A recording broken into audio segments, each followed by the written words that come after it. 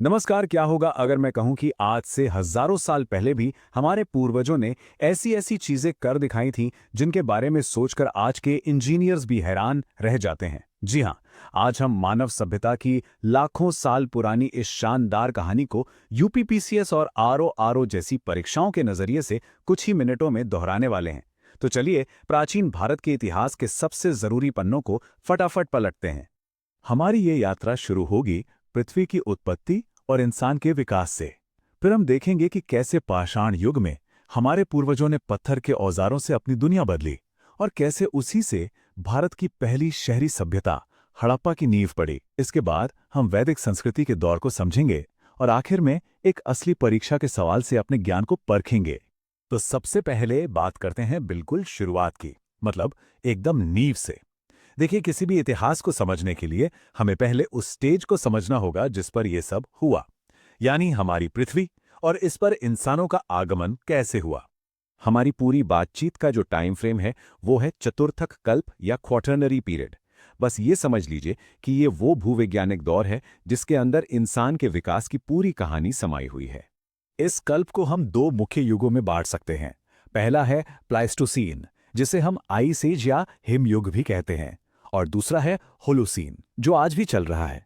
पर इस स्लाइड में सबसे दिलचस्प चीज है एंथ्रोपोसीन। वैज्ञानिकों ने ये नया नाम 2020 के बाद के समय के लिए दिया है, क्योंकि उनका मानना है कि अब इंसान का धरती पर असर इतना ज्यादा हो गया है कि एक नए युग की शुरुआत हो चुकी है। ये करंट अफेयर्स के लिहाज से एक बहुत जरूरी पॉइंट हो सकता है। अब जरा मानव विकास की इस सीढ़ी पर नजर डालिए। रामापिथेकस से कहानी शुरू होती है और ऑस्ट्रेलोपिथेकस तक पहुंचती है, जिसे हमारा पहला पूर्वज माना जाता है। फिर आए पिथेकैंथ्रोपस, जो सीधे खड़े हो सकते थे, लेकिन असली गेम चेंजर साबित हुए निएंडरथल मानव, जिन्होंने बोलने वाली भाषा विकसित की। सोचिए, ये कम्युनिकेशन में कितनी बड़ी क्रांति रही होगी। और आखिरकार हम यानी होमोसेपियंस विकसित हुए। तो जब शुरुआती इंसान धीरे धीरे विकसित हो रहे थे, उन्होंने अपने आसपास की दुनिया को भी बदलना शुरू कर दिया। और यहीं से शुरू होती है पाषाण युग की कहानी, एक ऐसा दौर जब पत्थर के औजारों ने इंसान के भविष्य की कहानी लिख दी। बहुत सिंपल है। पाषाण युग को हम तीन हिस्सों में बांटते हैं: पुरा पाषाण यानी पुराना पाषाण युग, फिर मध्य पाषाण, और आखिर में नव पाषाण काल। ये टाइमलाइन आगे की चीजें समझने में हमारी मदद करेगी। मध्य पाषाण काल आते आते कुछ जबरदस्त बदलाव हुए। छोटे और बहुत धारदार औजार बनने लगे, जिन्हें माइक्रोलिथ कहते हैं। धनुष बाण जैसी टेक्नोलॉजी आ गई, और सबसे जरूरी, पशुपालन की शुरुआत हुई, जिसने एक जगह टिक कर रहने की नींव रखी। तो यहां एक बात गांठ बांध लीजिए। मध्य पाषाण और नव पाषाण काल के बीच जो सबसे बड़ा फर्क था, वो था उनकी इकोनॉमी का।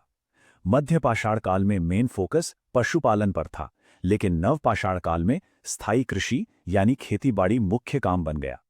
ये सवाल परीक्षाओं में अक्सर तुलना करने के लिए आता है।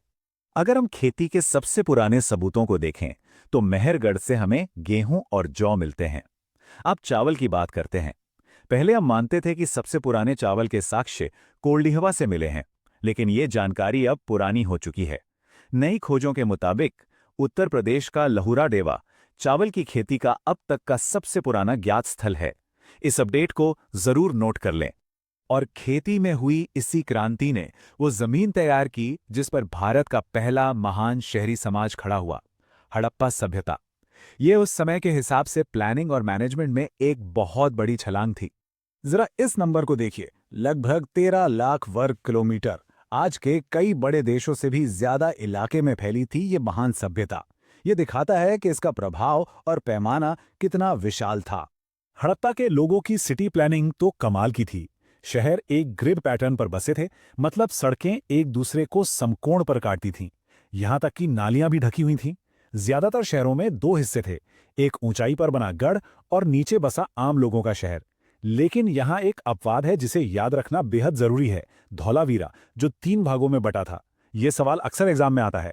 इस टेबल से आपको मुख्य स्थल और वहां मिली खास चीजें याद रखने में आसानी होगी। जैसे मोहनजोदाड़ो में मिला द ग्रेट बाथ, लोथल में मिला दुनिया का शायद सबसे पुराना बंदरगाह, और धौलावीरा में मिला बेहतरीन वाटर मैनेजमेंट सिस्टम। हड़प्पा सभ्यता का सबसे बड़ा रहस्य है उसकी लिखावट, उसकी लिपि। ये तस्वीरों वाली एक लिपि थी जिससे बूस्ट्रोफिडन स्टाइल में लिखते थे। मतलब एक लाइन बाएं से दाएं तो अगली लाइन दाएं से बाएं।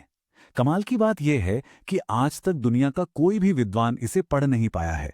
और जब हड़प्पा की महान शहरी सभ्यता का पतन हो रहा था, उसी समय भारत के उत्तरी मैदानों में एक नई संस्कृति जन्म ले रही थी, जो ग्रामीण थी।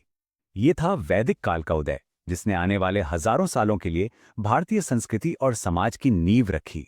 माना जाता है कि वैदिक संस्कृति के संस्थापक आर्य थे, और जो सबसे ज्यादा मानी जाने वाली थियरी है वो ये कहती है कि ये लोग मध्य एशिया से आए थे।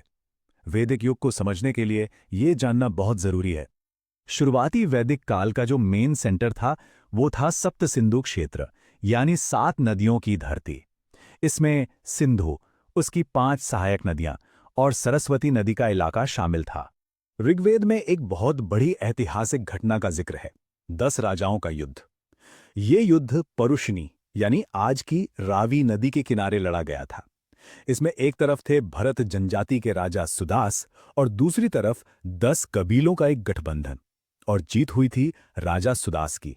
तो हमने काफी कुछ कवर कर लिया है। अब समय आ गया ये देखने का कि ये जानकारी एक असली परीक्षा में कैसे काम आती है। आपके सामने एक सवाल है जो सीधे सीधे इन्हीं टॉपिक से जुड़ा हुआ है।